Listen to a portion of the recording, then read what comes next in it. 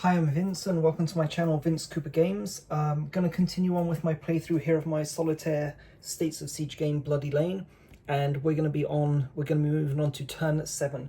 Before I continue, I want to quickly highlight a couple of mistakes that I made in the last turn 6, part 2.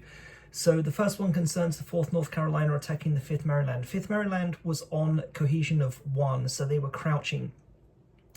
I then did the 4th North Carolina, then did a quick reload, and then did a devastating fire, which reduced the mini ball value to 1 and destroyed the 5th Maryland. What should have happened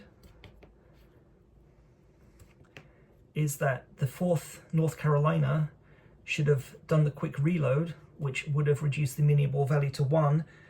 I then rolled a natural 1, which normally would be devastating fire if the mini ball value is 2 or higher, but because it's 1, it was not devastating fire. However, it still inflicts a hit, so the 5th Maryland was still destroyed.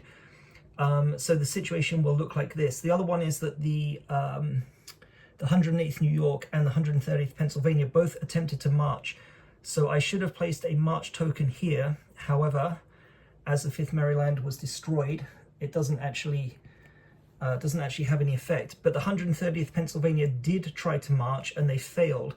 So they have a march +1 token, which means that next time, if the 4th New York still have it in this turn, if 4th New York still has a cohesion of 1 and the 130th Pennsylvania try to march past them, their cohesion check will gain a +1 bonus. Okay, so just to get that settled first of all. So this is Bloody Lane.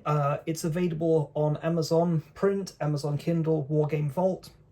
The components box, which includes these professionally made counters and tokens, and a mounted game board, is available from GameCrafter. GameCrafter is in the United States, but they deliver worldwide. So if you want to check those out, you can. The components box is optional. You can get all of the files that you need from Board Game Geek. So let's crack on now into turn 7. As always, we're going to start off with the supply phase. So the supply tokens move 1 step to the right, and I can resolve my reinforcements here, and I'm going to send orders along. So reinforcements give me 3 points to distribute any way I want. 2nd North Carolina, the reason I sent the reinforcements was to benefit the 2nd North Carolina, but they have almost they're all back up to almost 5 cohesion, okay, and they're not actually in any danger. So I'm going to spend all 3 points here on the 30th North Carolina. So they've got a cohesion of 2, so that's 3, 4, 5, maxed out at 5 again, and that is the reinforcements token resolved. Remember, reinforcement token can only be used, there's only 3 reinforcements tokens and 5 ammunition tokens during the game, so that doesn't go back into stock. So that concludes the supply phase. Next is the reset Confederate artillery phase. So we're going to remove the artillery reloading token, indicating that I can choose to fire if I would like to in the next phase, which is the Confederate artillery phase. So I have orders. Okay, I'm going to take a little bit of a risk here. I'm going to hold fire, which means that the Union will direct their fire against the orders. It's a little bit risky here with the ammunition token, but even if the orders are destroyed, the target number would be 2 to 3 on any remaining Union batteries. So pushing my luck a little bit, but let's see how it goes. So I'm holding fire. So that's the Confederate artillery phase concluded. Next is the Union artillery phase. So Tompkins, 3 guns, Tidball, 3 guns, are going to fire. They're going to make a total of 6 attacks. We'll do Tompkins first. So we're going to go red. Instead of going red, white, and blue, we're going to go red, green, blue. So target number for the orders is 2 to 3. So if one of these dice rolls gets a 2 or 3, the orders token will be destroyed. Then if red is a 2, we will count the green one and the blue one against the ammunition. If the red misses and the green gets a 2 or 3, it's the blue one against the ammunition. So red, green, blue is the order, and we are not, yeah. Okay, so, no, now Tidball's gonna fire. Okay, so red first. So target number is to the right because they're in box S3. So the orders are destroyed. Orders do go back into the stock. Red, green is a 10, so no effect. And then blue is also a miss. So we now have to withstand 3 attacks from Tidwell. Tidwell always makes 3 attacks. The ammunition is in box S2, so we're looking at the central target number 2 to 3. If the ammunition is destroyed, any remaining die will attack the orders token here, but in box S1, the orders have a dash, so they can't be targeted. So we really do want the ammunition to go through here.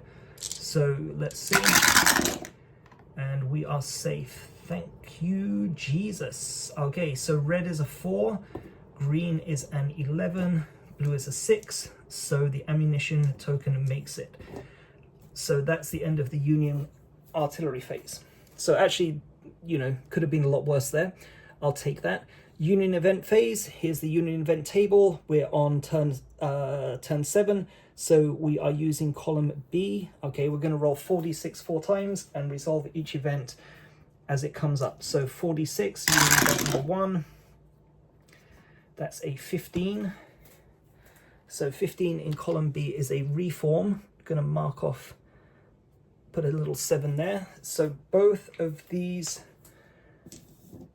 Union regiments here, 1st Delaware, 4th New York, are going to make a cohesion check. 1 will be successful. 1st Delaware is a 2, 4th New York is a 4, so no effect there. Union event number 2, and that's a 10. 10 in column B is light fire, but it's already been resolved. We go up to heavy fire. Sorry, that was 10. Yeah, 10 is a skirmisher, resolved. Light fire is 11, resolved. So 12 is a heavy fire. So roll 1d6. 1 or 2 is a hit against a randomly selected Confederate target. So 1 or 2 is a hit, and we get a 1. Not good. Okay, so it's going to be 1, 2, 3, 4, 5. 6 is a reroll. And am I going? Okay, let's see if it holds out. So we do not want to roll a 2. Okay, let's see what happens. Oh, so reroll. Okay, so there's still a chance. 1. Okay, the best result, because the 6 Alabama have done absolutely nothing during the whole battle so far. So 6 Alabama take a hit. Their cohesion is reduced from 5 down to 4, and that's the second Union event resolved. Number 3. That's a 15. Oh, no, it's not.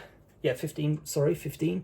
Reform, resolve, resolved. Go up to the skirmisher, 18. Skirmisher is 1d6. Rolling a 1 will reduce the officer value from 4 to 3. And as we saw in turn 6, the officers are important for 2 different reasons. The first one is that the number of officers limits the number of inspire actions the Confederate regiments can take. But something we didn't see in the first playthrough that I did is the rally to the flag. So the officer value also allows you to modify one of the die roll up or down by the number of officers. So if you remember, the officer value is 4. We want the dice to match. So if I roll a 2 and a 6, that can become 2, 3, 4, 5, 6. So they would match and it would be successful. Okay, if I had rolled a 1, okay, so 1, 2, 3, 4, 5, they don't match. So the rally to the flag action would have failed. And which one was it? 4th?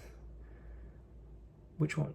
Maybe these guys were, I can't remember. Yeah, maybe these guys. So they were shattered, right? But we succeeded in making the roll, so they flip back to their full strength side. Okay, so skirmisher, 1 is a success. We get a 4. That's a miss. That's 3, right? 1, 2, 3. Yep. Okay, 4th event is a 16. 16 has been resolved. Jump up here to 19, heavy fire. So again, 1d6. 1 or 2 is a hit against a random Confederate target. And we get another 1. Okay, so determine the target, -1 cohesion. 1, 2, 3, 4, 5. 3. Okay, these guys here. Okay, that's the 14th North Carolina, so their cohesion is also reduced by 1 from 5 down to 4. So now you can see magically why the officers are so important, because what I do not want the cohesion to get out of control, because the number of reinforcement tokens that I have is limited. But if the officer value was down to 2, I would only be able to pop it. I still need to roll for which Confederate actions are available, but I would only be able to use the Inspire action for 2 of them. So I do want to get those Inspire actions going as quickly as possible. So anyway, that's 4 events resolved. So that concludes the Union event phase. We're going to take a break and come back for the Union action phase.